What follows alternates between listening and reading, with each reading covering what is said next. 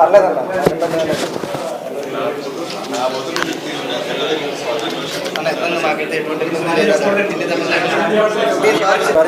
Sorry చెప్పి మేము తీసుకోలేము.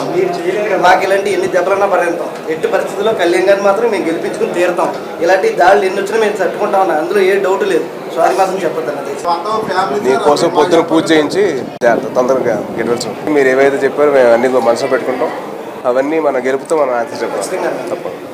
రావడంలో చాలా ఆనందం. అయ్యో ప్లీజ్ వెళ్ళాలి. ఇక బాధ్యత అండి, బాధ్యత కోసం వచ్చాను. బాధ్యత హెల్త్ ముందర చూసుకున్నాం. బాగా కదా నైట్ వెళ్ళాం. ఓకే చూసుకున్నాను. దాన్ని మార్నింగ్ దాకా పెట్టుకొని డిశ్చార్జ్ చేశాను.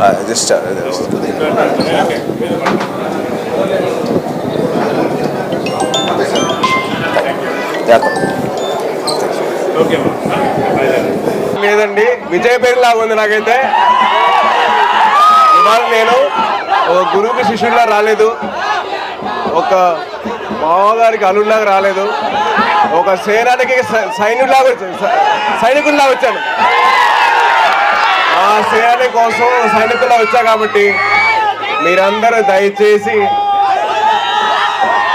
మే 11 ఏం చేస్తారు? మన గుర్తు ఓట మోగిపోవాలి. ఏం మోగిపోవాలి? ఓట మోగిపోవాలి. ఓట మోగిపోవాలి, ఫ్యాన్ ఆగిపోవాలి. ఆ సత్తా ఏదో మీరు చూపించారబ్బా.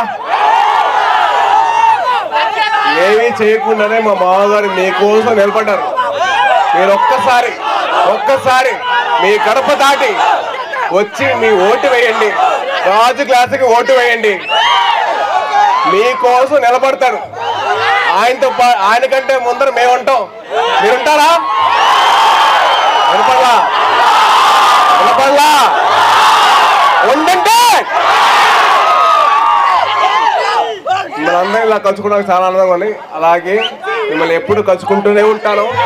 సో దయచేసి మీరందరూ కలిసి ఓటు వేసి దేనికి? రాజు క్లాసుకే మన ఓటు, కూటమికే మన సపోర్టు.